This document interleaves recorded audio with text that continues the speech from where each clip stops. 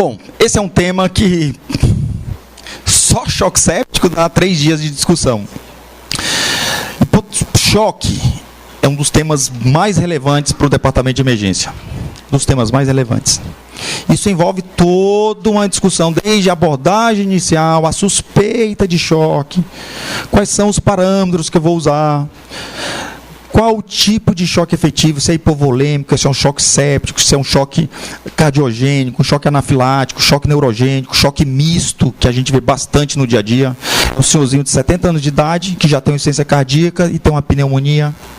Então ele tem um choque misto, ele tem um choque distributivo pela sepse, mas tem um choque cardiogênico por conta que ele já tinha uma insuficiência cardíaca. Então é um tema muito importante, não é simples a discussão, eu vou tentar mais ou menos sensibilizar vocês em 40 minutos da importância.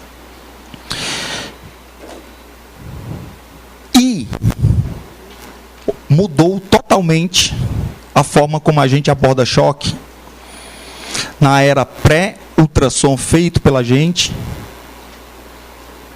para a era pós-ultrassom. Se você pisa numa emergência dos Estados Unidos hoje em dia, 100% dos médicos emergencistas, ou seja, lá eles têm, assim, o nível de precisão do americano é brincadeira, eles têm 4.870 e poucas emergências, eles sabem cada uma, eles sabem quem está em cada uma, qual é a formação de cada um. Então o médico na emergência dos Estados Unidos, ele vai dar o plantão, ele vai trabalhar, o aparelho de ultrassom está do lado dele. Então chegou um paciente hipotenso, já faz parte do treinamento dele avaliar o paciente usando ultrassom, para ver como é que está o coração está elétrico, quando uma pessoa que é noiva ou casado vai para um congresso fora, a esposa não está perto, ele chega lá elétrico, né? Coração. Ou um de vocês aí no final, que o coração está bem lentinho, quase dormindo. Então hoje a gente vê isso fácil. O paciente chega, você pega o transdutor, o Elmo vai falar isso para vocês, você faz uma janela subcostal, ou qualquer uma delas, apical, aí você olha se o coração está elétrico, ou seja, a bomba está ótima, esse coração aí está elétrico, ou o coração já está fraco, ou seja, você já muda totalmente a sua abordagem. Aí eu olho como é que está o vaso entrando no coração, que a cava, ela está colabada, está seca, ou ela está bem engurgitada. Então, na mesma hora, eu já olho e vejo se a cava está colabada. Qual é o significado para a gente? Ele está sem volume. Ou perdeu sangue, ou perdeu líquido. A cava está engurgitada, bem grandona, ou seja, o sangue não está chegando no coração. Não está chegando por quê? Porque é uma insuficiência cardíaca grave, porque é um tamponamento, é um choque obstrutivo. Então, esse nível de refinamento hoje faz parte da sua conduta ao se deparar com o paciente. Isso a residência de emergência ensina desde o primeiro dia. Talvez esta seja assim, a maior diferença de fazer 3 anos de residência de emergência, ou 4, dependendo do centro, porque do primeiro dia você é ensinado a examinar um paciente com aparelho de ultrassom.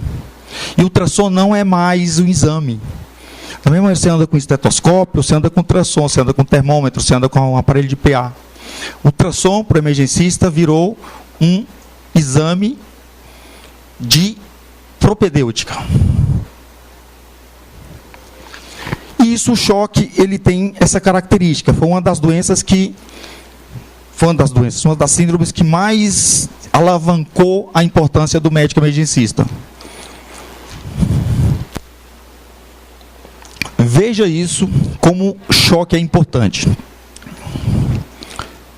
Mais de 1 milhão de casos por ano. Por que eu não... É engraçado, no curso de emergências, quem vai ganhar aí, é engraçado porque tem gente do Brasil inteiro, e é o ano inteiro me esculhambando.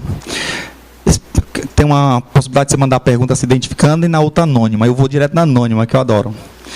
Porra, filho da mãe, você só vai morar nos Estados Unidos, vai morar na Inglaterra. A gente não tem nada. Os nossos dados do DataSUS, eles são horríveis. E quando você vai olhar na emergência, é 0. Nós não sabemos no Brasil o número de pessoas atendidas em PS. O número e quem são, mais ainda, assim, é inexistente. Tem coisas assim, talvez o tétano, coisas muito específicas. Então a gente parte para os países que têm a emergência como forte e para os Estados Unidos a gente sempre reduz aí a 2/3, 60%. 60% que o americano encontrou a gente transporta para as nossas emergências para a gente pensar. É como se a gente tivesse 600, 700 mil casos de choque por ano. É um número muito alto. Mais do que pneumonia, mais do que embolia, mais do que infarto. Olha isso aqui, 100 bilhões de dólares é o nosso PIB que o Brasil gasta na saúde do Brasil inteiro. O americano gasta só em choque na emergência. E esta é uma situação onde diagnóstico rápido, intervenção rápida, ela muda totalmente o prognóstico do paciente. Taxa de complicações, taxa de mortalidade. Uma das reviravoltas que tem acontecido no mundo nos últimos 20 anos é você formar a opinião da sociedade, do sistema de saúde e do sistema privado de que vale a pena um paciente pisar num pronto-socorro, ele ser atendido agora, porque a redução de custos depois é absurda. Então, os estudos mostraram que vale a pena você atender um acidente vascular cerebral. Aqui não é AVC não, né? É AVE. O AVT, AVC, AVF, AV não sei o quê. Tanto faz. Então, assim, à medida que mostra, não, um acidente vascular cerebral, tenho que suspeitar logo, tenho que fazer uma série de exames, não sei o quê, para trombolizar ele em até 3 horas, 4 horas e meia, dependendo do centro. Então você teve que correr. Puta, eu não posso pegar um acidente vascular cerebral e ele demorar a chegar aqui no meu PS, ou demorar a fazer uma tomografia, ou demorar não sei o quê. Por quê? Porque se eu trombolizar ele, eu vou reduzir, vou trazer consequências benéficas para o meu sistema de saúde no futuro e para o paciente, obviamente. Infarto alavancou a medicina de emergência. Se você atender um infarto em 1 hora e atender um infarto em 6 horas, você está falando aí de 3 vezes mais morte. E pior, o que é que acontece no infarto se você demora 6, 8, 10 horas para, eventualmente, você abrir a artéria do paciente? Você sabe o que acontece? Se morrer, tudo bem. O governo vai dizer, meu Deus, obrigado, -1. Qual que é? Arritmias graves e insuficiência cardíaca. Esse paciente vai dar prejuízo assim 50 vezes maior por conta da condição crônica dele nos próximos anos. Aí você vai, infarto agudo do miocárdio, acidente vascular cerebral, politrauma, pacientes em choque, insuficiência respiratória aguda. E vai. Juntou o conceito baseado em evidências que tem que atender rápido, diagnosticar rápido, resolver rápido, porque eu vou reduzir complicações, vou reduzir morte.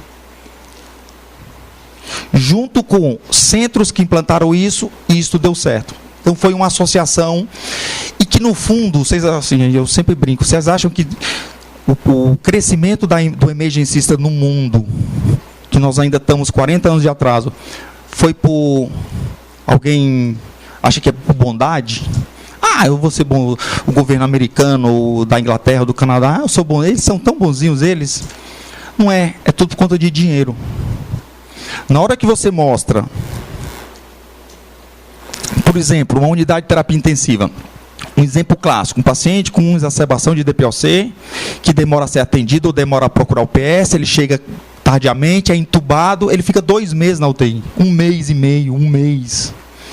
Desmame difícil. Se ele tivesse procurado a emergência rápida, se tivesse sido tratado rápido, ele não precisaria ser entubado. Então, um paciente desse é a mesma coisa da vacina do tétano. Você vai vacinar o tétano ou vai tratar um caso de tétano? A mudança é brutal. E o choque é uma das doenças ou das síndromes que mostraram isso categoricamente.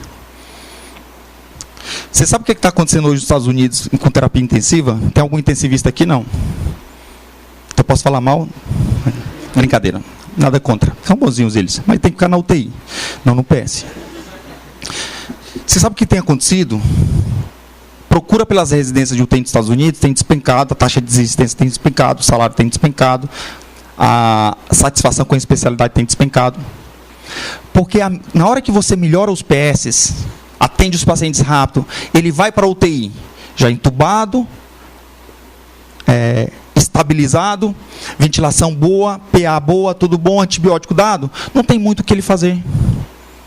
Ele vai manter o sódio, vai manter o potássio, vai manter a glicemia, manter a ventilação, manter a PA, não sei o quê.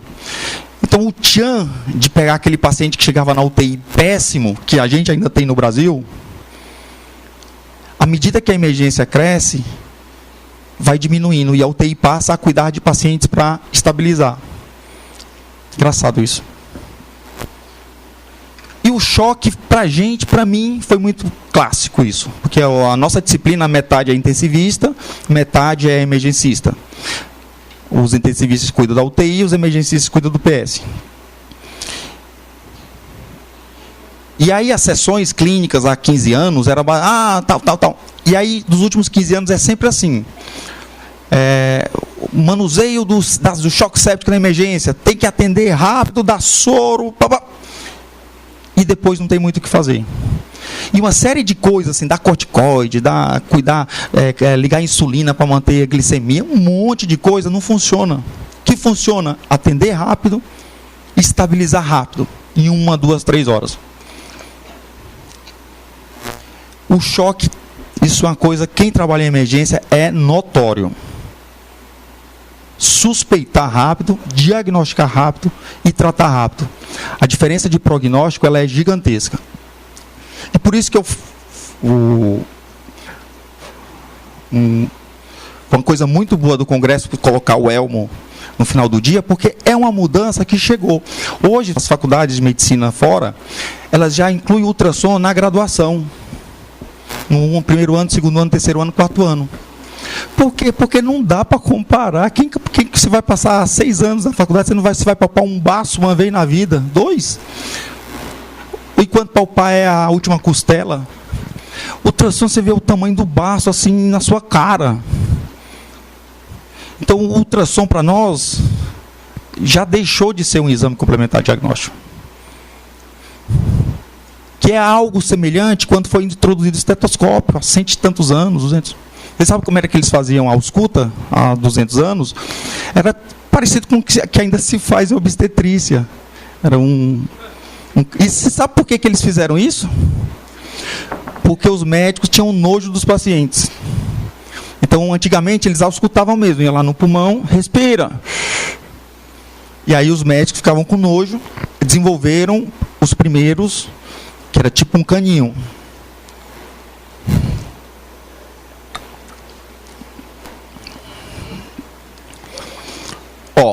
Mais ou menos no dia a dia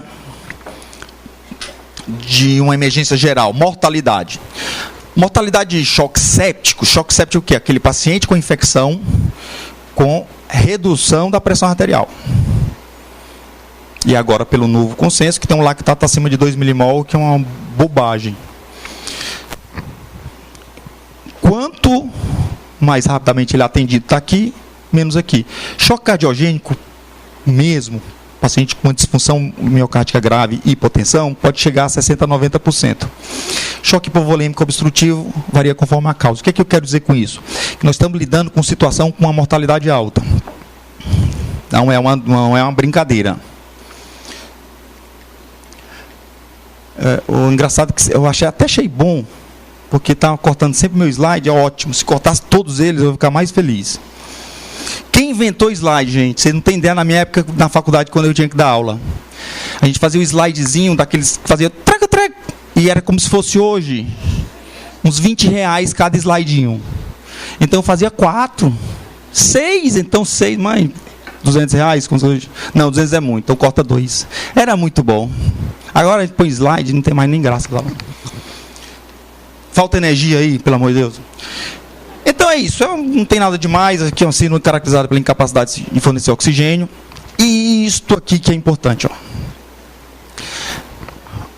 Nos últimos 20 anos também, o conceito evoluiu de forma que nas formas manifestas de choque, O paciente está com hipotensão, com achados de má perfusão, está cianótico, está com tempo de enchimento capilar prolongado, pele fria, sudoreica, qualquer que seja o tipo de choque, hipovolêmico, cardiogênico, obstrutivo, séptico, o próprio choque, ele perpetua uma cascata que é extremamente nociva, que é hipotensão, hipoxemia, acidose lática.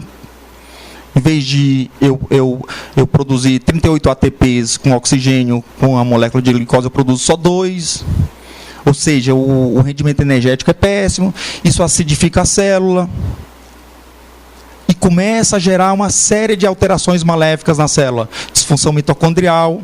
Que tudo isso vai piorar a perfusão periférica. E esta cascata, ela acontece em todos os tipos de choque.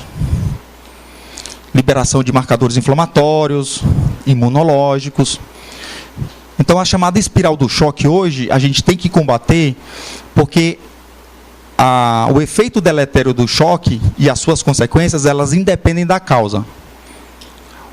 Todo fenômeno multissistêmico, ele é muito semelhante, independente do tipo de choque. Uma coisa que, eu não vou discutir com vocês não, mas assim, esse consenso novo de sepsis, ele foi um desserviço à medicina de emergência. Porque a coisa mais clara para a gente é pegar um paciente com a pressão 10/7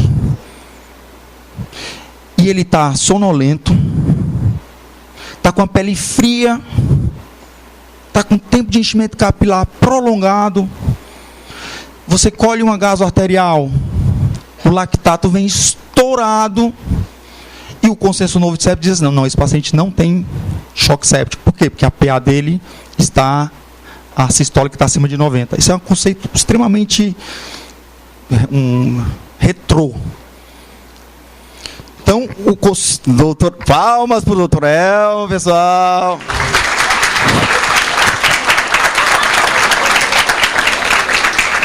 Aí sim. Então eu vou passar a minha palavra para ele, porque eu não vou mais falar na frente dele. Vai dar uma voltinha ali fora, vai. Então, é muito importante no departamento de emergência você ficar atento aos sinais precoces de choque. Você acha normal alguém estar sonolento no pronto-socorro? Então as pessoas acham normal. Vá atrás desse indivíduo, que ele está grave.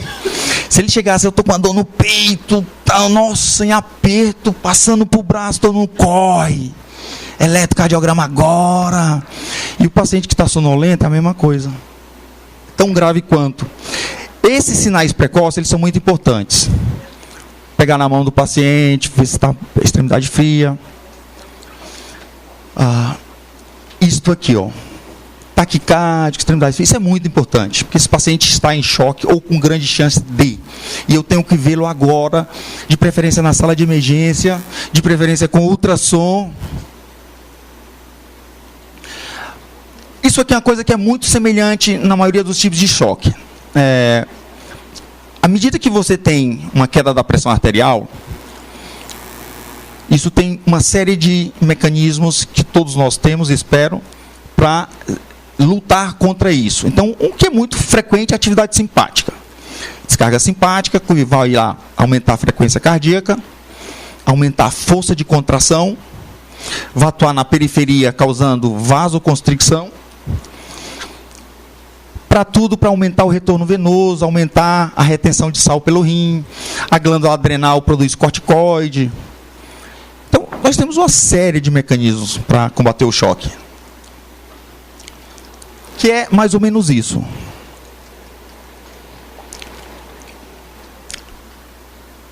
Toda esta cascata neuroendócrina, metabólica celular, sistema renina, angiotensina, aldosterona, isso vai perseguir vocês pro resto da vida. Onde vocês forem, vocês vão escutar esse negócio. É tudo uma série de coisas orquestradas. E elas têm uma função primordial, senão a gente teria morrido antes. Então ela segura a gente, segura a pressão, aumenta a retenção de sal e água, aumenta a frequência cardíaca, o coração fica mais forte, as veias elas se contraem, os vasos arteriais se contraem. Tudo isso para um santo médico ir lá diagnosticar e reverter, porque isto vai chegar um momento que tudo isso que foi bom vai detonar com o próprio do paciente. Aquilo que eu falei para vocês, extração de oxigênio, tudo isso, que é o organismo em alerta máximo, para poder debelar a condição. Quando você vai a nível periférico, é extremamente complexo. E cada vez mais vai se sabendo o microreceptor do não sei o quê, que envolve toda uma cascata formadora de trombos. Não vou detalhar isso para vocês vão passar 20 anos estudando isso e não vão aprender, então não vou ensinar hoje não. Mas assim, forma trombo, forma microtrombos. Por quê? Porque o endotélio ele era anticoagulante, ele passa a ser procoagulante. Forma microtrombos aqui. Esses microtrombos são terríveis, porque ele tem uma microcirculação que já está com pouco fluxo sanguíneo. Esse pouco fluxo sanguíneo, daqui a pouco, ele está com microobstruções. Então, isto não pode chegar nesse nível. A gente tem que fazer alguma coisa antes. A cascata inflamatória, gente, é um negócio que deve ter uns 100 e tantos marcadores inflamatórios já. Interleucinas, chute uma que você acertou. Então, tem um monte. Assim. Olha aqui, um resuminho para vocês, o tanto de coisa que isso causa.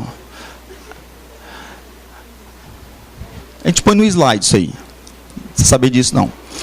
Em resumo, é isso. Se tiver, o choque leva a estase, um efeito procoagulante na periferia, com a marcada ativação imunológica e o tal da lesão endotelial. O endotélio da microcirculação fica lesado. E à medida que esses processos ele está em fase mais tardia, menor a chance de qualquer médico faça alguma coisa benéfica. Porque quando isso tudo aqui está com estase, está com marcada ativação imunológica, tem lesão endotelial, a mortalidade dos pacientes passa de 70%, 80%, 90%. E este é o achado marcadamente importante nos departamentos de emergência do mundo. Atender imediatamente quem pisa num pronto-socorro, qualquer que seja a queixa. Emergencista veja rápido, viu que não é algo mais grave, posso demorar mais um pouco antes de vê-lo.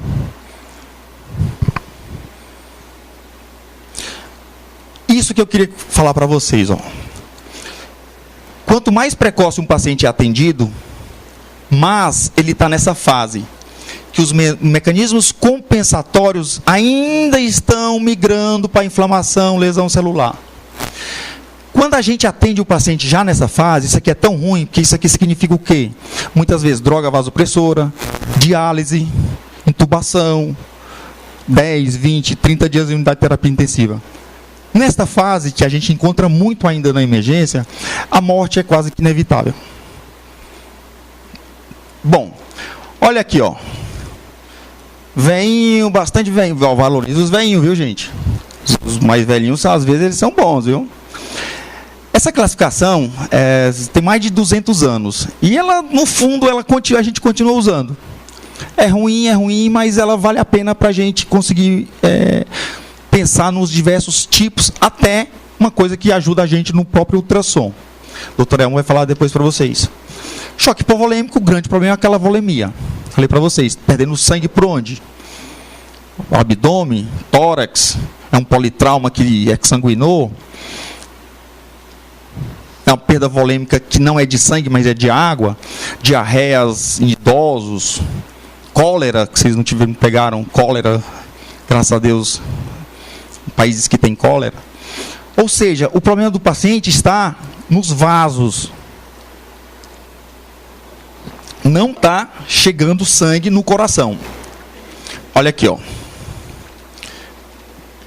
Quando você vai olhar o mecanismo do choque hipovolêmico, ele é muito semelhante ao que a gente discutiu nos slides anteriores. Mas o que marca em relação ao choque hipovolêmico é, além da marcada estimulação da sede, busca de água, ou se você está rebaixado, a consequência disso, no fundo, você tem um mecanismo muito semelhante em relação ao que a gente discutiu. E aí vai, trauma, assim, o que a gente vê no departamento de emergência? O politrauma, que aí a perda pode ser visível ou não visível, como é um trauma de bacia.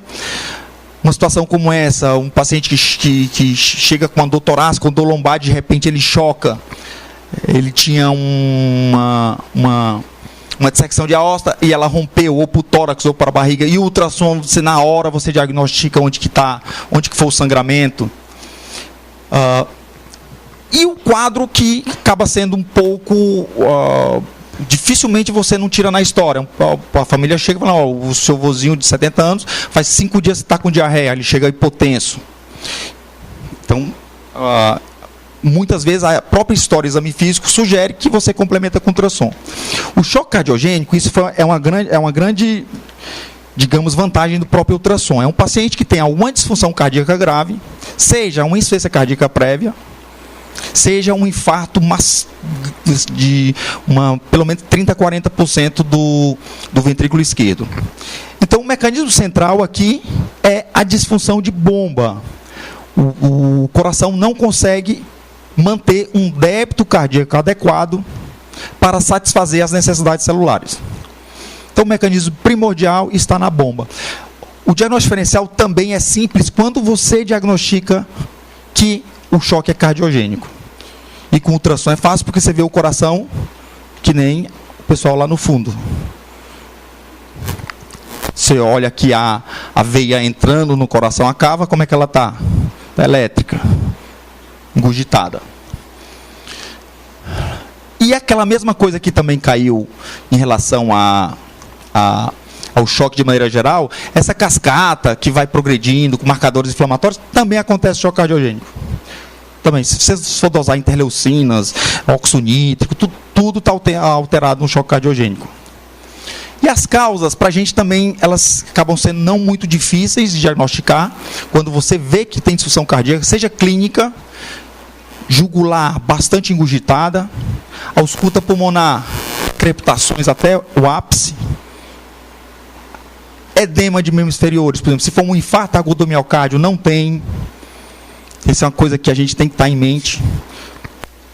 E o paciente chega rebaixado, você vê como é importante. Se o paciente tem um infarto, gerou disfunção cardíaca, reduziu o débito, ele pode chegar no PS sonolento, alguém levou ele para lá. E por isso que tem que fazer um eletro imediatamente. Porque você já vê isso aqui, ó. O supra-ST, você já vê que é um infartaço. Você pode também, uma situação que você tem uma arritmia com uma frequência muito grande aqui, ó, 300, 250, uma taquicardia ventricular, que aqui o meu tratamento vai ser um choque. Eu reverto o choque na hora. Aqui, o que é que eu posso fazer para salvar esse paciente? Abrir a artéria dele. CAT agora. No máximo em 1 hora, 1 hora e meia. Se eu não abrir a artéria desse paciente, ele tem 90% de chance de morrer, mesmo com a trombólise. Esse aqui, se eu não cardioverter ele, ele vai morrer também. Uma bradiarritmia muito grave, ó, muito lento. E isso aqui a gente está vendo cada vez mais, e vamos ver cada vez mais nos próximos 30, 40 anos. Cada vez mais nós temos idosos com insuficiência cardíaca.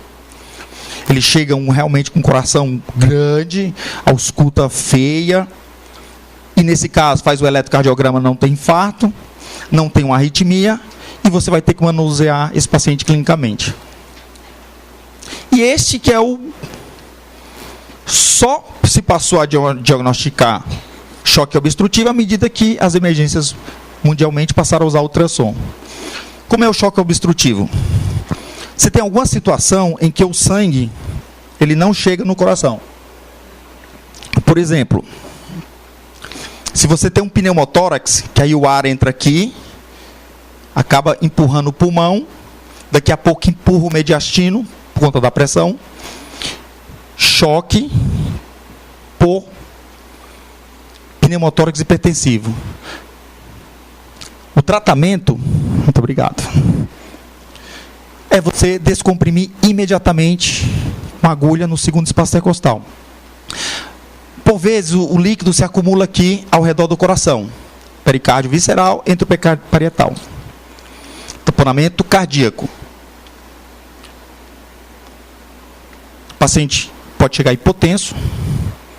Se você olhar o ultrassom aqui do vaso chegando, vai estar engurgitado. E a pista para esse tipo de choque, ela é muito simples. Você olha para o paciente, não tem como. Se você olhar para o paciente, né? Já é muita coisa. Você olha a jugular dele, está grande, engurgitada. Aí você já diz assim, é choque cardiogênico. Aí você ausculta, o pulmão está limpo. Este choque é um choque obstrutivo. Um deles é o tamponamento cardíaco. Eventualmente pode ter grandes tumores aqui, isso é uma coisa que realmente é por atraso de diagnóstico. Grandes tumores mediastinais obstruindo a vasculatura, mas... E este outro aqui, ó. Este é importante, embolia pulmonar. O paciente tem uma trombose venosa profunda, ou na pelve, esse trombo se desloca, átrio direito, ventrículo direito, vai para onde? Pulmão. Ou seja, átrio direito, ventrículo direito, pulmão, ele deveria voltar para o átrio esquerdo, ventrículo esquerdo, mas ele não volta. O sangue chega no pulmão, ele não passa, por quê? Porque tem trombos obstruindo a circulação. O paciente chega hipotenso, a veinha aqui de baixo está engurgitada. Você põe o ultrassom aqui ou aqui, o Elmo vai explicar isso para vocês, né, doutor Elmo? Como é que você encontra, o que é que você encontra? O ventrículo esquerdo, que é maior, forte, igual a mim, atleta. E o ventrículo direito, ele é menorzinho, mais fininho, igual aquele rapaz ali de laranja, né? Magrinho, né? O ventrículo direito magrinho, pequenininho, o ventrículo esquerdo... O que acontece numa embolia? O ventrículo direito, de repente, ele tem que mandar o sangue, só que está tudo obstruído no pulmão. Então ele dilata. Então você consegue pegar o ultrassom e ver o VD, que era o ventrículo direito que era pequenininho, você vê ele grandão. Isso é fundamental numa sala de emergência. Você diagnostica agora choque obstrutivo por embolia pulmonar, já liga o trombolítico. Tá aqui, ó, puta embolusão, a cavaleira. Tamponamento cardíaco, olha o coração de mãe. Aqui, no caso, a obstrução mecânica pelo pneumotórax. Olha lá. Esse tipo aqui, pela ausculta, não tem como. Você está ausente aqui, está ausente, você percute, está timpânico. Ultrassom diagnostica isso na hora, mas assim, você não deixa diagnosticar pela clínica, não. Ó, só alguns vídeos bem rápidos para a gente acabar. Passei no meu tempo, não? Hã? E depois? Eu tenho meia hora, né? Ai, graças a Deus. Pelo amor de Deus. Eu saí daqui sem falar disso. Ó. E aí, assim, é muito simples. Isso a gente vê bastante no politrauma. Ou no paciente com DPOC, que tem um pneumotórax que se rompe espontaneamente. E aí o ar vai obstruindo. Bom, vamos lá. A sepse, que eu já falei, a gente já discutiu bastante. Olha como o diagnóstico é recente, né? O coreação, olha, ele fala aqui, ó, os lábios, as maçãs do rosto assumem a condição pálida. Olha como isso é novo. 1871. Isso é novo. Quadro clínico, já detalhei bastante para vocês. Muito importante. Aqui só para quando é um politrauma ou quando é um choque hipovolêmico, você, pelo quadro clínico, você pode tentar classificar se é um choque classe 1, classe 2, classe 3, classe 4. Aqui 1 e 2 a gente está volume, cristalóide. Classe 3 e 4 geralmente precisa de concentrado de hemácias. Mas isso aqui é só para dizer que existe essa classificação. Pela anamnese do exame físico, a gente consegue muitas vezes já ir migrando se perdeu o volume, se é anafilaxia, se é o coração, se está infectado, obstrutivo. Mas você tem um senhor, tem 70 anos, tem insuficiência cardíaca, está aqui a receita dele, ele chega hipotenso. O que ele tem?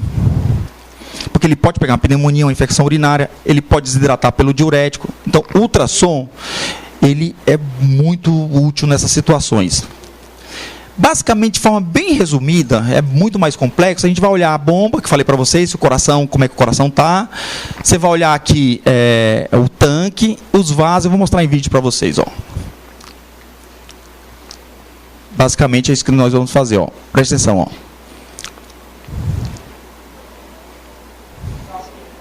Você acha que esse está elétrico ou não está? Está grosso aqui. Apaga a luz aí um pouquinho. Aqui. Oba, melhor hora, né, pessoal? Apaga a luz. Separa os casais aí. Ó. E esse aqui, como é que ele tá? Olha lá, ó, aqui, ó. Aqui é o ventrículo esquerdo, ó. Aqui é o ventrículo direito.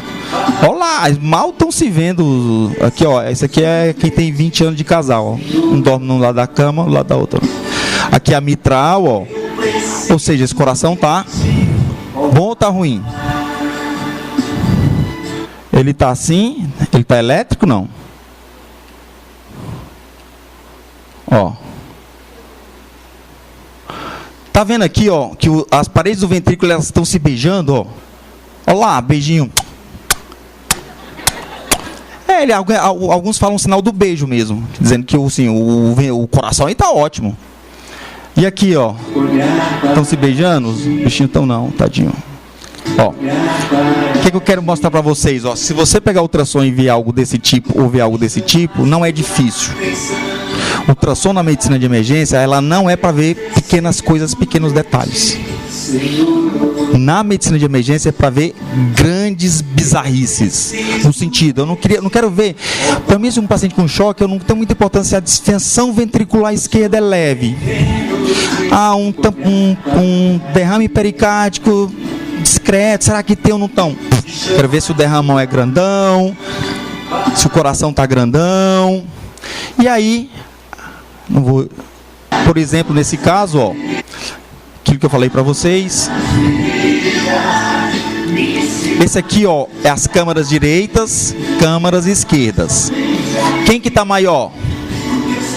Ó, isso aqui tá bizarro, né? Bizarro demais.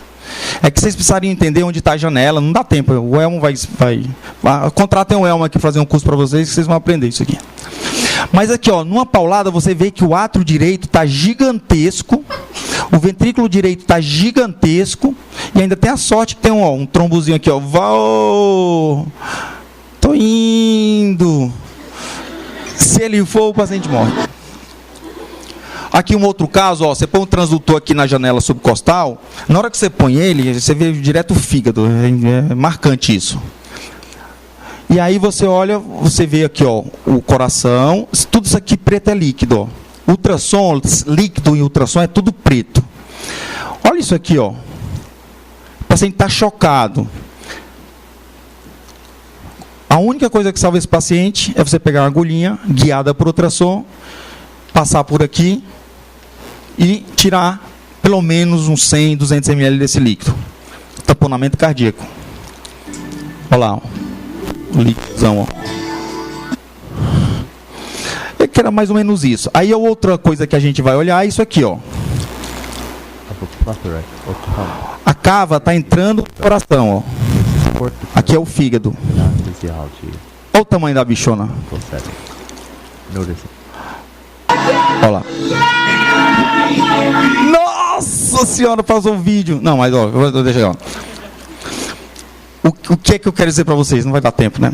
Mas assim, você coloca, por exemplo, se você, uma coisa super simples, você pega o transdutor do ultrassom, você põe aqui na linha alba, um pouquinho deslocado para a direita, vira o ultrassom um pouquinho para cima, você vê a cava entrando no coração.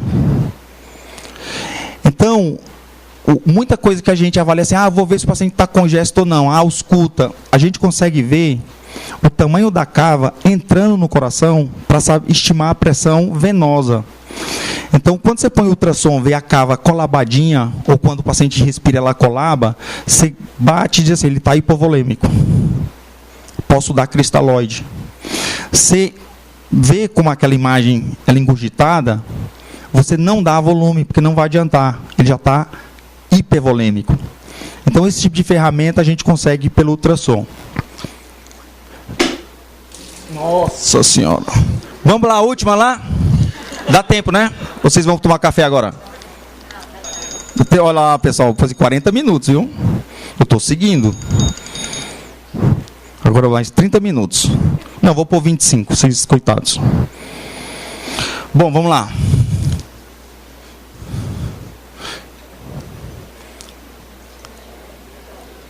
Ó, pessoal, sempre no final dos slides está meu e-mail, se você quiser algum contato, manter contato, alguma coisa a mais, fica à vontade.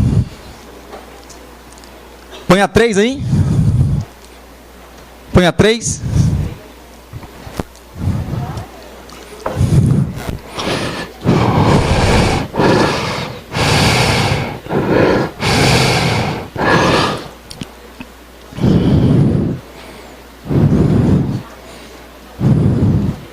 Ó, vamos lá. Cadê minha água?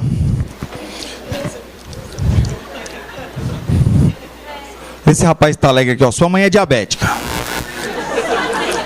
Aí, puta, tá com cálculo, precisa tirar a vesícula dela. O que você espera do médico para fazer isso?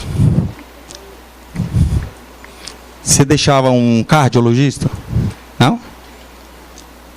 Um oftalmo? Não. Ortopedista? Não, né? Um familiar diagnosticado com linfoma, quem que você deixaria fazer a quimioterapia de um familiar seu? Quem tem miopia aqui, você tem? Quantos graus? 8? Digamos que você decide operar sua miopia. Você deixaria eu operar? Jura? Poxa vida, que tristeza. Eu podia pelo menos dizer, aceita sim. Tem um cara, ele fez 2 anos de clínica, 2 de cardio, fez doutorado em cardiologia, foi para Harvard, fez pós-doutorado, voltou. Você deixa ele operar seu olho? Mas por quê? Se fosse seu namorado, você deixava, né? O que era que ia acontecer no máximo? Ah, você fica cega. Complicou, sei lá, ficou cega. Mas aí você aprende outras habilidades. Seu ouvido fica bom, você aprende o tato.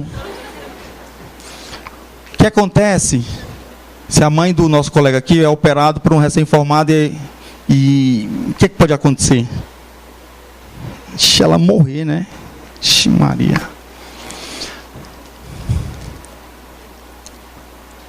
Fazer cateterismo, biópsia hepática, fazer uma colonoscopia, cirurgia de próstata. Alguém aceita recém-formado? Alguém aceita que fez residência, fez doutorado, pós-doutorado, mas em outra especialidade?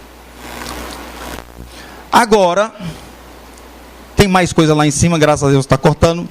Chega, por exemplo, seu avô diabético, estava em casa, teve um mal-estarzinho, ficou meio tonto, chegou no PSPA 7x4.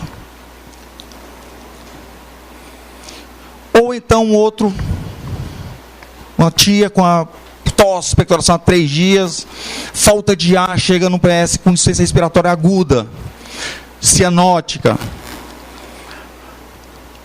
Bastante comum na medicina, chegou chocado, convulsionando, em coma. Isso chega aonde, esses pacientes?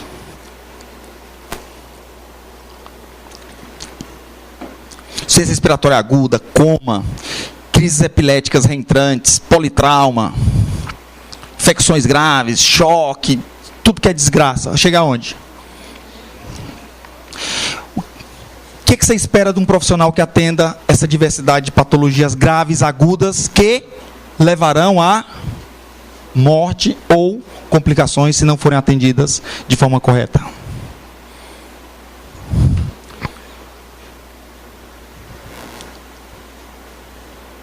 Por que a gente não treina uma pessoa, antes dela atender tudo isso?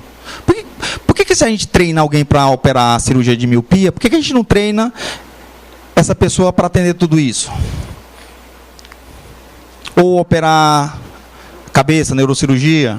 A gente não treina 5 anos para formar um neurocirurgião?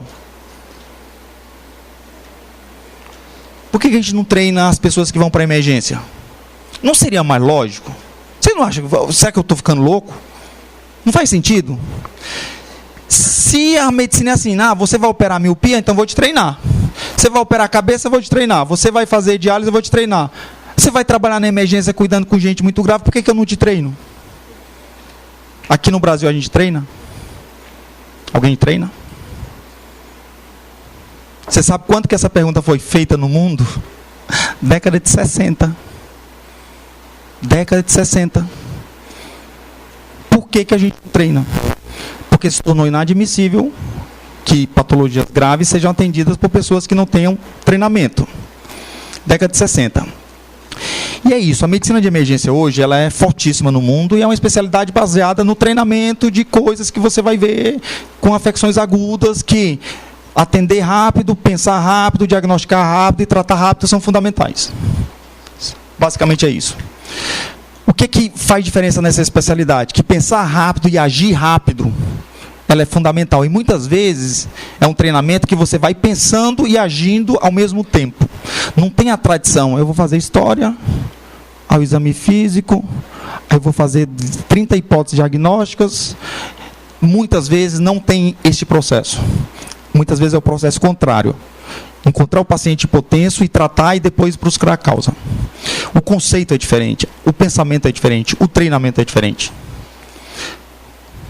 Por isso que residentes de clínica, eles ficam loucos em porta de pronto-socorro.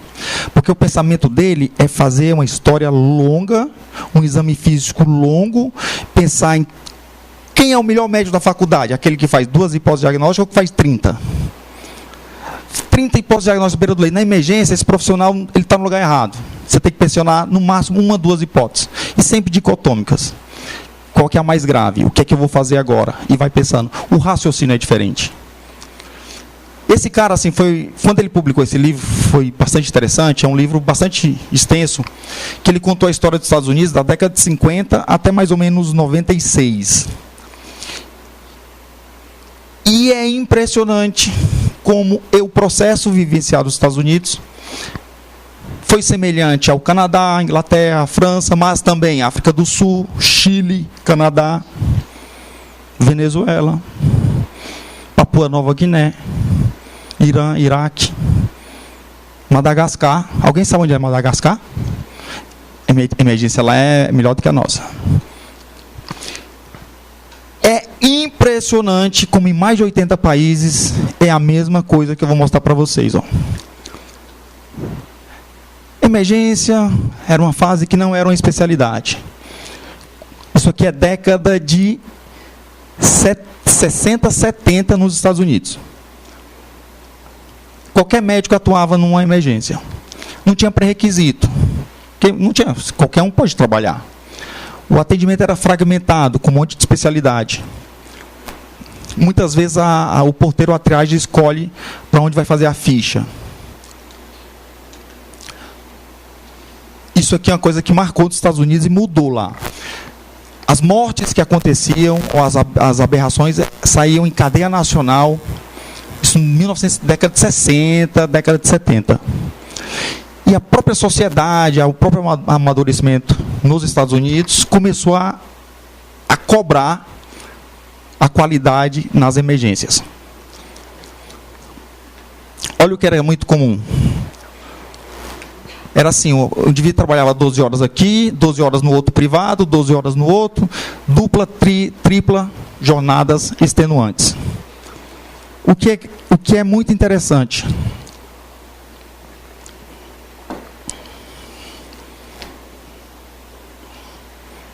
Isso é frequente no Brasil.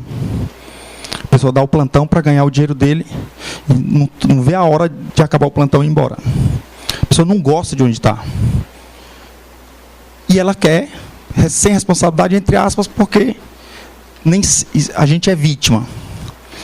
Emergência na década de 70 dos Estados Unidos, 60, era remuneração fácil. E aí começou, final da década de 60, começo da década de 70, começaram alguns grupos se formarem, começaram a ter congressos, simpósios, eventos como esse. Começou a ter gente em vários locais dos Estados Unidos. Pô, você gosta, se unir contra a situação que eles vivenciavam. praticamente não tinha livro, gente, na década de 60 e 70. Para a medicina, isso é muito novo. A gente está falando de clínica médica que tem séculos e séculos e séculos. Cirurgia tem séculos.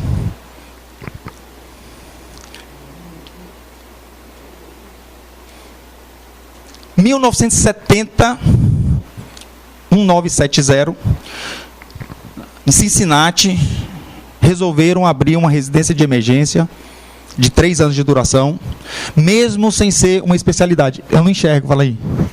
10? 30? Eu tenho 30 minutos? Porra!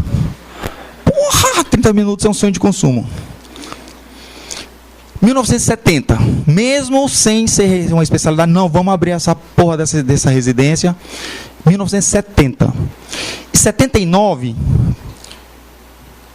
68, foi quando foi fundado o Colégio Americano de Emergencistas, o ACEP, que é um dos maiores colégios em medicina do mundo. Hoje, eles estão com 40 mil sócios. 1968. E aqui, Cincinnati, 1970. 1979 foi um ano de realmente uma vitória em termos mundiais.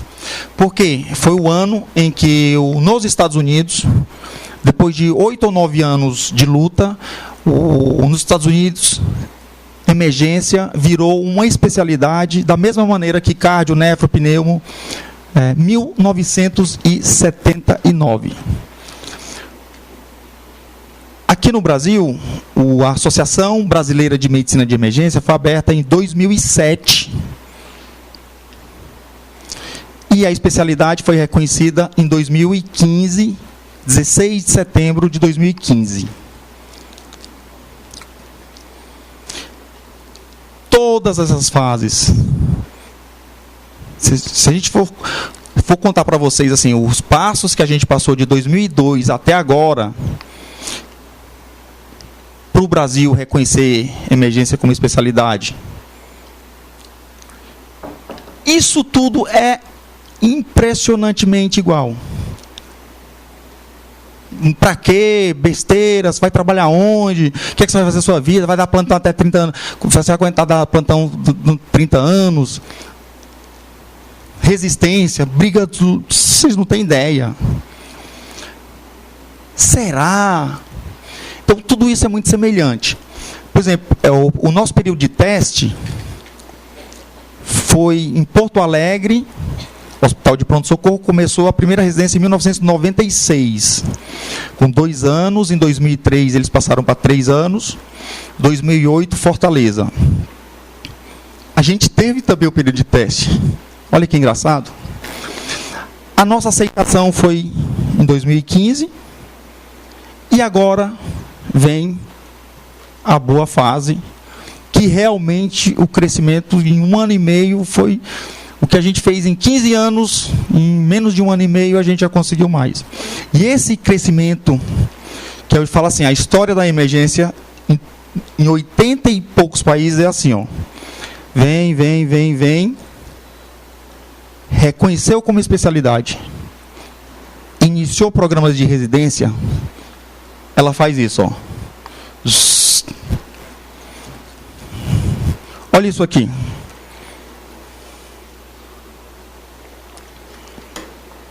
Lembra aqui, ó. O ano do reconhecimento já tinham quase 50 residências nos Estados Unidos. Esse aqui, ó, é o número de residências hoje. 2014, 2015, 168 hospitais nos Estados Unidos com residência de emergência. Um novo dado, eles vão liberar agora, 2016, 2017, desculpa. 191. 40 anos depois, o americano continua abrindo residência e ele acha que só vai demorar mais 20 anos para ter o número de residências que os Estados Unidos precisam. E esse aqui, ó, é o número de residências de 3 anos e essa aqui é o número de 4 anos. As de 4 anos estão crescendo numa velocidade maior do que essa. Então, acredita-se que no futuro próximo nos Estados Unidos, os programas de residência de emergência virem em 4 anos. No mundo, todas as residências que preconizaram, faz 1 ou 2 anos de clínica antes, 1 ou 2 anos de cirurgia antes, nos Estados Unidos teve isso, pré-requisito, ela fecha. Essa outra aqui, ela agonizou mais tempo, tadinha, morreu. Que era 1 de clínica e 3 de emergência, ou 1 de clínica, 2 de emergência. Por que que não funciona? Porque não tem sentido você ensinar 2 anos de clínica médica para quem vai trabalhar na emergência. O raciocínio é diferente, você vai deseducar. Você vai pegar um profissional que vai ficar extremamente seguro, vai pensar em 20 hipóteses, 50 hipóteses, e não é isso que um pronto-socorro precisa. Isso é uma experiência mundial, não é minha opinião. Então, isso aqui está crescendo, 191 programas agora. Olha isso aqui. 2011 e 2012, eram 50 candidatos por vaga nos Estados Unidos. É uma das mais concorridas hoje em dia. Agora, 2015 e 2016, são 64 candidatos por vaga nos Estados Unidos. A maioria quer fazer residência de emergência, mas não passa. Aqui é o número total de R1, R2, R3.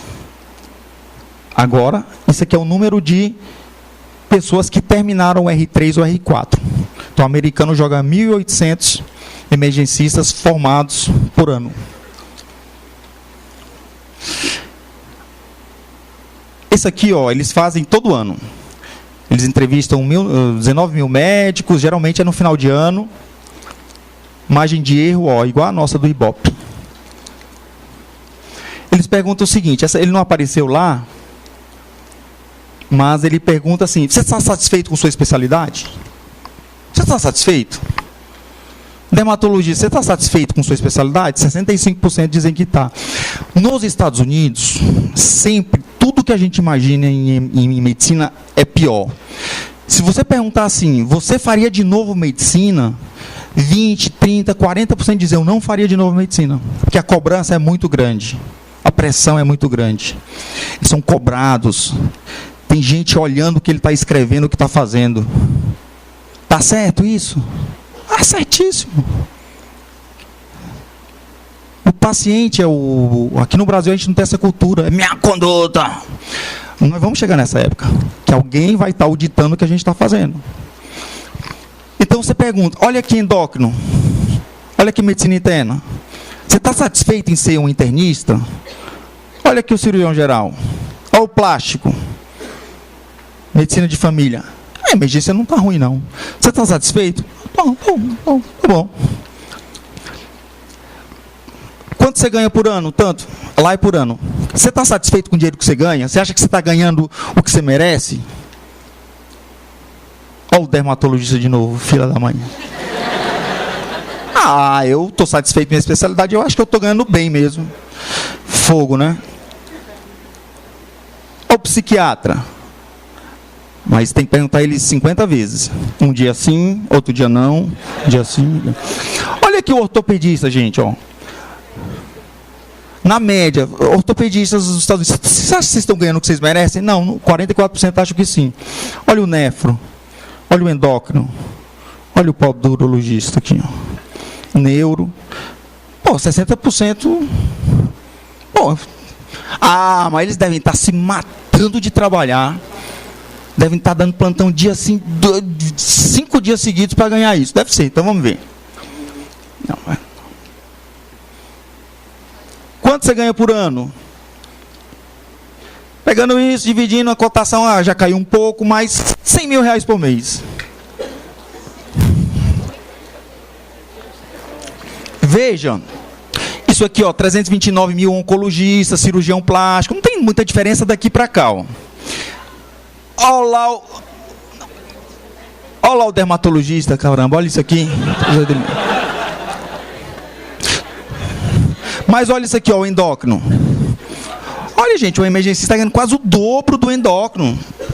Medicina de família, do alergista. Olha lá, $100 mil a mais. Então, pino nas costas dos outros. Mas ele deve estar ganhando isso porque ele deve estar se matando em trabalhar. Deve ser, vamos ver. Aí eles avaliam. Isso aqui é o seguinte, quantos por cento trabalham mais do que 45 horas por semana atendendo vendo paciente?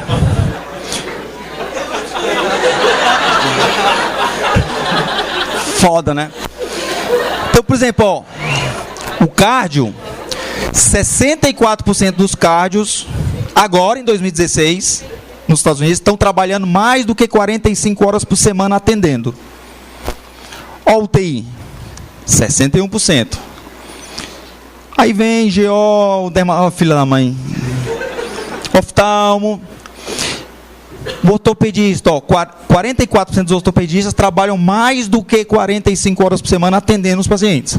Onde o emergencista está? Ganhando $320 mil por ano, achando que está ganhando bem, é justo o que ele ganha, satisfeito com sua especialidade, 64 vagas, 60 pessoas por vaga para entrar nos programas de residência. Onde ele está aí? Aqui, não, para cá esquece, né? Olha lá. 19% dos emergencistas trabalham mais do que 45 horas por semana atendendo os pacientes nos PS. Isso é uma realidade. Isso é semelhante na Inglaterra, na Austrália, no Canadá. E quando você vai ver a história da emergência, esse processo, você acha que eles estão, nos Estados Unidos é tudo mil maravilhas? Eles têm muito trabalho, eles têm ainda dificuldade de ser respeitado dentro dos hospitais, eles ainda estão buscando espaço, ainda estão buscando a sua linha de pesquisa. Só que eles estão muito mais à frente do que a gente. E quando você vai olhar, você põe na linha da história os 80 e tantos países, ele vai preenchendo esse processo. E é isso hoje, nos Estados Unidos, recente imunização, uma das mais concorridas, o congresso anual, você fica louco, você fica totalmente, você já é, né? Mas você vê 5, 8 mil pessoas, tudo os verminosos, tudo defendendo a emergência. Não existe oftalmo dando aula de oftalmo. Não existe cardio dando aula de cardio. Não existe neuro dando... Não existe. Todos os palestrantes profissionais são emergencistas formados em emergência. E aí você volta louco, né?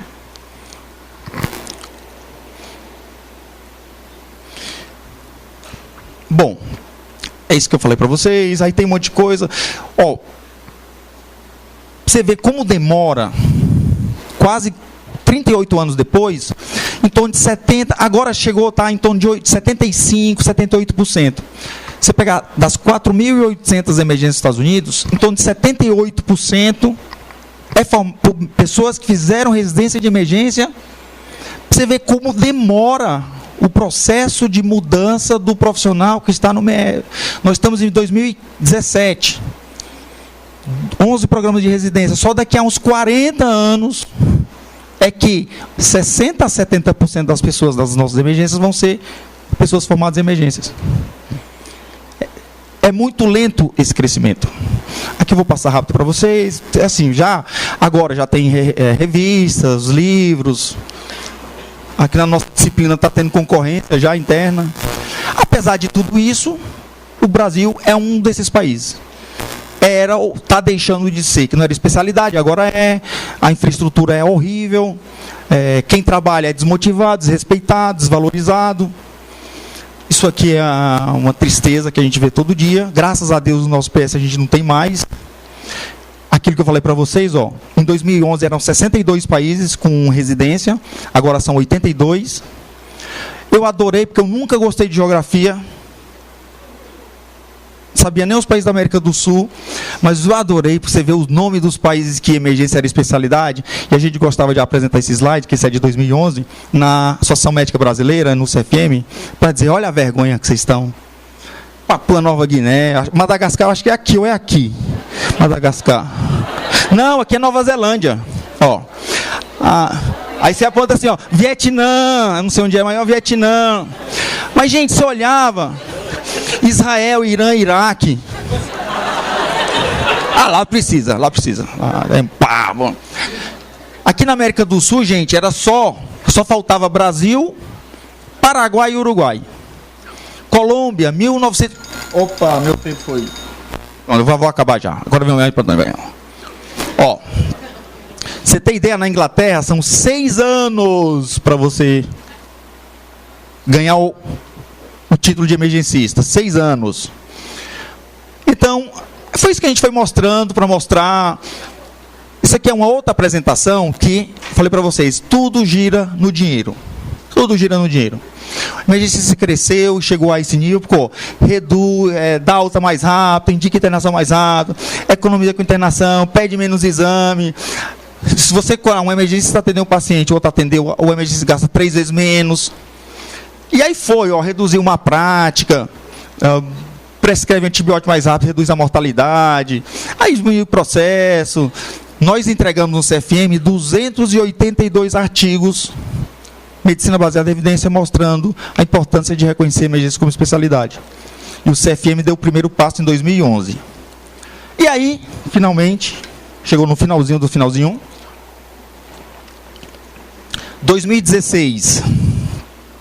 A primeira que abriu foi um hospital municipal, em Porto Alegre, um hospital não universitário. Abriu em 96, 2003, passou para 3 anos.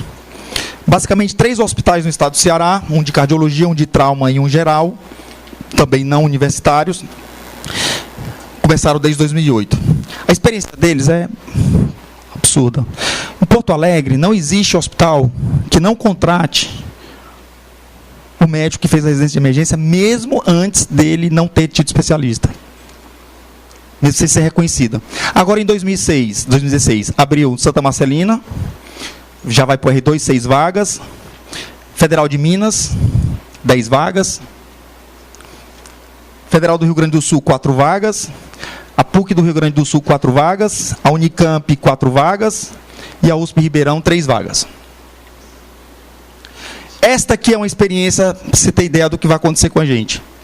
Hoje, no Brasil, quase todos os PS das federais estão fechados. Fechados. Só Federal de São Paulo, Federal do Rio Grande do Sul. Todas estão fechadas. Esse menino, ele voltou dos Estados Unidos, o Marcos Vinícius, reabriu o pronto-socorro lá e criou a residência. Isto vai acontecer no Brasil nos próximos 10 anos. Porque vai chegar um momento, ou reabre o UPS, ou a faculdade fecha. Porque não se pode formar sem um pronto-socorro universitário. Isso é certo. E agora, em 2017, abriu a nossa. O nosso hospital são 24 vagas, mas nós começamos só com 12 para poder ver o que acontece esse ano. A Escola Paulista abriu 6 vagas e o Oswaldo Cruz abriu 2. Einstein vai abrir o próximo ano, pelo menos 9 novos programas. E este é na história da medicina de emergência, em todos os países, Argentina, Chile, Peru, ele marca, porque é o ano em que os grandes centros universitários, 2016, 2017, os grandes centros universitários do Brasil abrem vagas, abrem residências. A nossa de 3 anos, o que a gente fez? Assim, basicamente, nós tivemos a felicidade de estar 40 anos atrasados, então a gente conseguiu pegar o que deu certo no Canadá, na Inglaterra, nos Estados Unidos, as experiências que os locais tiveram boas, a gente foi, para que eu vou inventar a roda? Eu copio na hora, maravilha, adoro copiar. Então, o programa, assim, ele tem toda uma lógica, cada estágio tem uma lógica, cada estágio tem um objetivo, então ele passa 2 meses de trauma e cirurgia, 2 meses na emergência geral, super legal, passa no... A gente tem um hospital das clínicas, que é o central, com 2.200 leitos, e tem um outro que é o universitário. Eu já vou acabar 5 minutos aqui, mas 10 minutos eu estou agradecendo. E tem um universitário que fica no campus do Butantã, que é próximo dos hospitais universitários que vocês têm ideia, que são em torno de 250 leitos.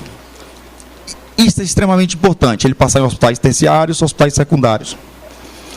Passa em pediatria, no R1, R2, R3. Então, esses 6 meses, R1, R2, R3, eles passam. Porque ele tem que aprender trauma, cirurgia, emergência geral, pediatria. E aí, faz um primeiro ano, vê um atendimento de menor complexidade. Isto aqui é importantíssimo.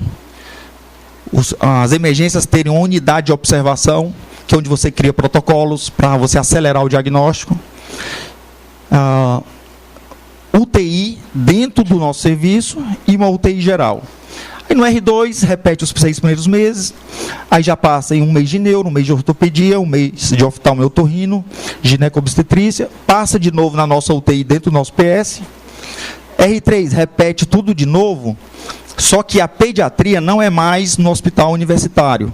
O menor já é no Instituto da Criança, já do HC, para ver uma pediatria de maior complexidade. Passa numa emergência só para ver um perfil de paciente com câncer, cuidados paliativos, idosos, toxicologia, psiquiatria. Passa um mês no pré-hospitalar, que em São Paulo passa 15 dias no SAMU, 15 dias no Grau. Faz um mês inteiro de gestão, isso é fundamental. O eletivo, a gente recomenda que vá para os Estados Unidos, mas se ele não quiser ir, ele não vai. E isso que eu acho que é o grande marco no mundo. Residências de emergências no mundo, qualquer que seja o país, ele tem esses conceitos. Proteção, não pode trabalhar mais do que 12 horas. Gente, década de 80, trabalhou num PS mais do que 12 horas, está provado que você mata os pacientes. Todas as vezes que você vê alguém dando 24 horas de plantão numa emergência, pode ter certeza que nas últimas 12 horas ele está matando. Até 2002 eu tinha um orgulho de dizer que eu andava com a mala. Tem plantão hoje de dia, de noite, amanhã de dia, 3 dias. O doutor ela trabalha 4 dias em emergência. Ô, vergonha. Quantos pacientes eu matei, gente? Quantos? Isso é cabal. Porta de pronto-socorro, departamento de emergência, não se pode trabalhar mais do que 12 horas. Conseguimos isso no Brasil nos programas de residência. Vamos ver se a gente vai conseguir realmente fiscalizar. Não se pode trabalhar mais do que 12 horas porta de PS. Nosso residente isso tem. Trabalhando no front, durante toda a residência, não pode trabalhar mais do que 4 períodos de 12 horas. Por quê? Porque senão não tem a parte didática.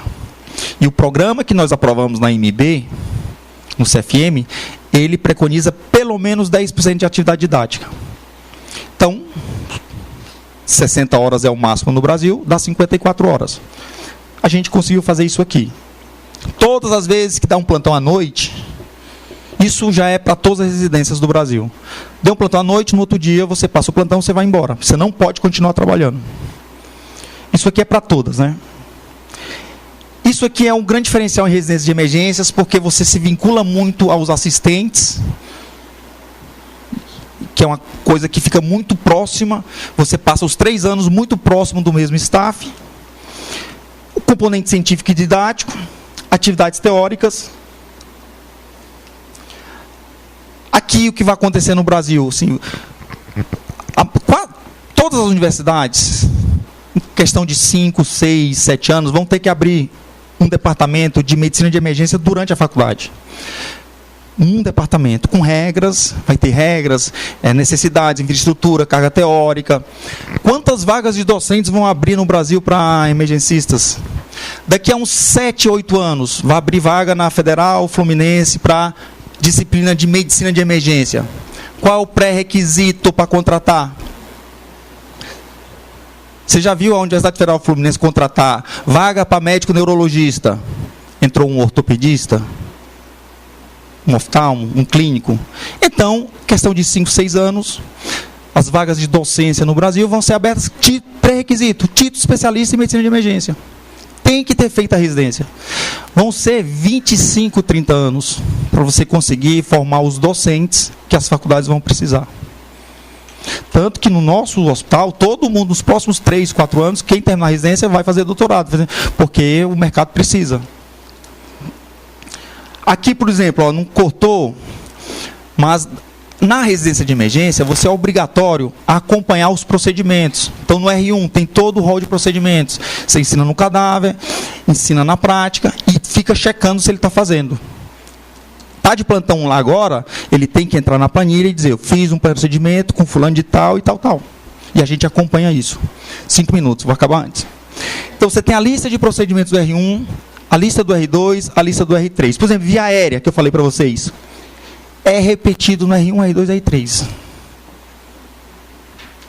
Atendimento ao politrauma, R1, R2, R3. Atendimento ao paciente parado, R1, R2, R3. E os procedimentos, você vai aumentar na complexidade, por exemplo, marca-passo transvenoso, no R2. Então, você monta a lista de procedimentos de acordo com a complexidade. Isso aqui que o doutor Elmon vai lá ajudar a gente. Você tem um rol de procedimentos que nós vamos ensinar ao longo do ano. Todo plantão tem um assistente lá do lado dele fazendo ultrassom, mas a qualidade a gente sabe que varia. Nós somos muito poucos, quase ninguém. Mas a gente consegue fazer pelo menos o treinamento teórico e aplicado ao paciente com a grade no R1, R2, R3. Para que ele, formalmente, ele tenha o treinamento. Isso aqui que eu acho que é um grande tchan para mim que eu adoro. Em vez de ficar tirando o residente do plantão, você monta dentro do PS a estação de ensino. Então, por exemplo, toda quinta nós temos uma médica que vai ensinar eco, que é o mais difícil de ultrassom. Procedimento, tem um assistente, que é o Lucas Marino, toda segunda ele está lá durante 3 anos para treinar o procedimento guiado por ultrassom. Via aérea, a mesma coisa, o Zincone. Todas as quartas, independente onde ele esteja, qualquer que seja o estágio, todos os residentes a 1 hora saem, porque todas as quartas, das 14 às 18, nós temos o nosso programa teórico, que é de 3 anos de duração. Então, ele é obrigado a ir. Ele larga, tudo bem, senhor, está cheio o PS, tchau. Isso a gente conseguiu e ninguém vai mais tirar da gente. Então, onde o residente está, ele sai. E aí a gente tem um programa que aí tem toda uma loja, tudo isso aqui, gente, é copiado. Você sabe o que é interessante? Nos Estados Unidos, até a década de 80, muitos residentes desistiam da residência. Os locais que começaram a fazer isso aqui, isso é didático? Fazer 4 horas de aula? Isso é antididático.